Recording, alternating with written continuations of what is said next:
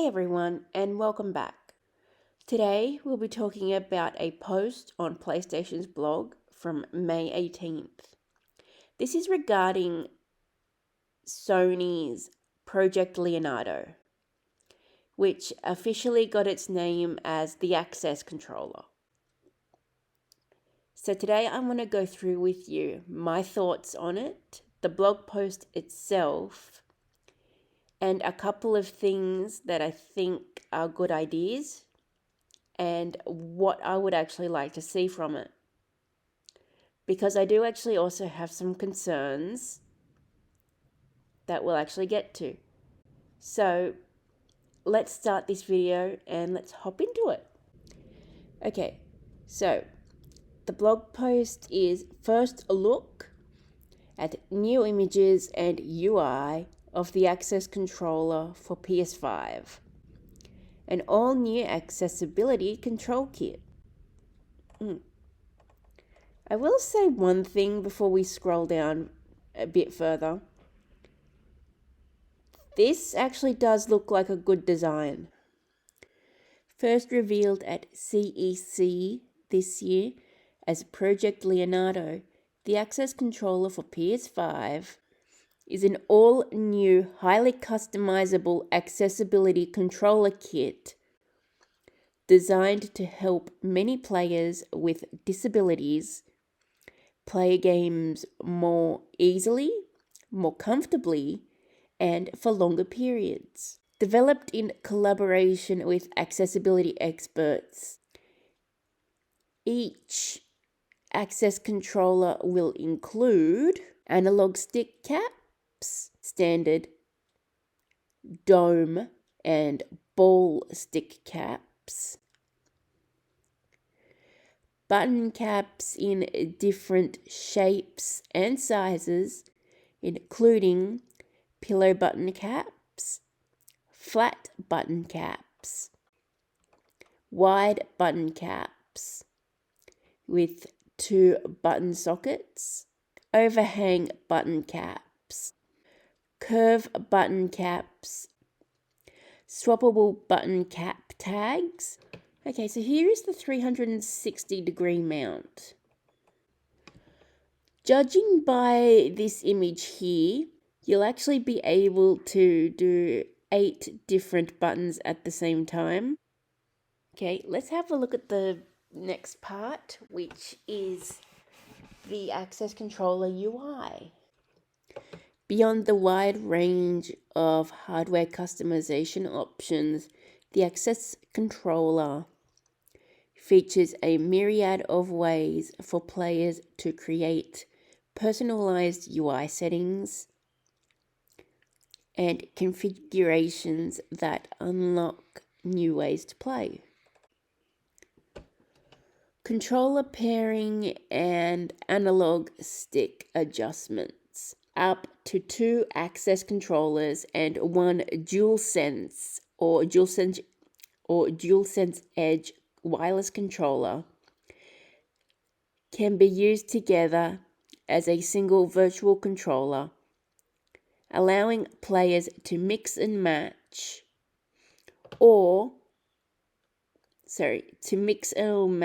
devices or play collaboratively. Why can I say that today? Collaboratively with others. But like I said, I like the fact that it can be done as a collaborative with other players. I can't talk. So, like I just read, this actually does sound like a good idea that could benefit a lot of people. Hang on, I'll just grab my Dualsense for a second. So I've mentioned on the channel that I only have the full use of my right hand. I don't have the full use of my left. L3, R3. Okay, that may be a bit difficult and challenging like the blog post said, but in a way, the Access controller would actually be good for someone like me because I can't use it.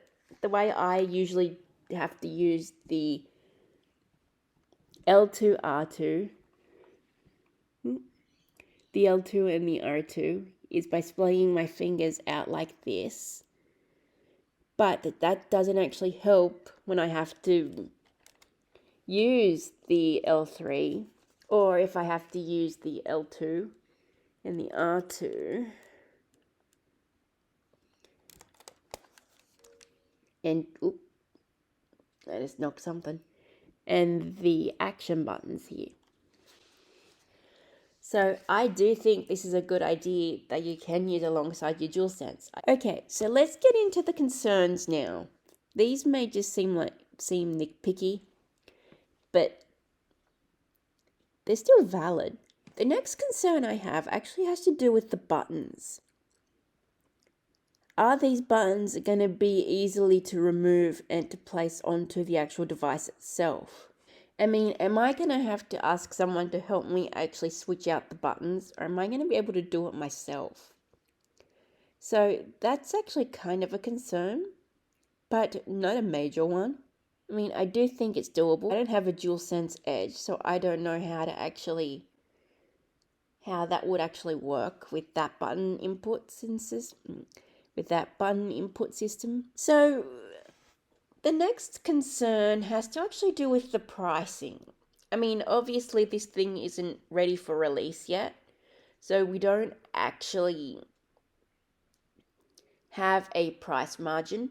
But if it's talking about needing 2 of these and a DualSense, do they actually understand how expensive that could be? Will the product itself come with 2? Or are you going to have to actually purchase the second one alongside it? And then there's also the fact that you actually have to have a PS5 and a DualSense to begin with. And depending on where you are in the world, that's pricey. I mean, for instance, a DualSense controller here in Australia can cost like $100.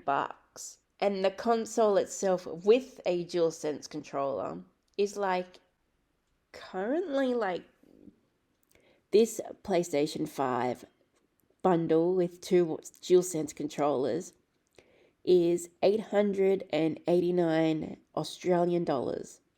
Let's just talk about the pricing for a minute. And let's just assume that the bundle comes with 2 access controllers. Okay, so we're going to talk in Australian dollars here. But okay, let's put an access controller, say, at 250 Australian dollars to at least 300.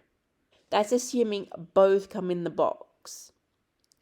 But if it's 250 to 300 just for one, that is steep.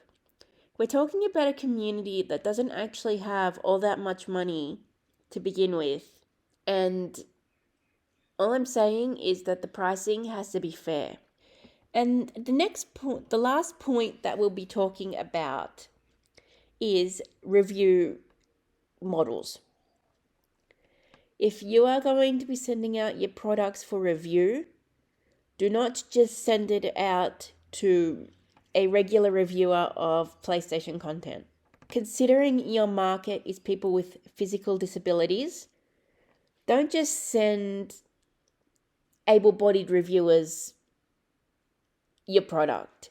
Also consider searching out YouTubers and other reviewers with disability needs, and let them properly review your product, recommend your product, and actually get it into the hands of people who need it the most.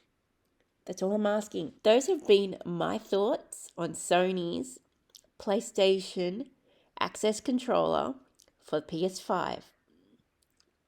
The video I will be linking for you today is another video that PlayStation actually put out alongside this blog post, talking about their accessibility in, the PlayStation 5, and highlights some of PlayStation 5's accessibility settings.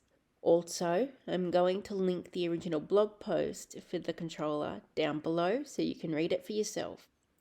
I'm also going to link my accessibility in gaming playlist as well. So if you are interested in gaming and want to know some accessibility features within some games, I have one for Hogwarts Legacy.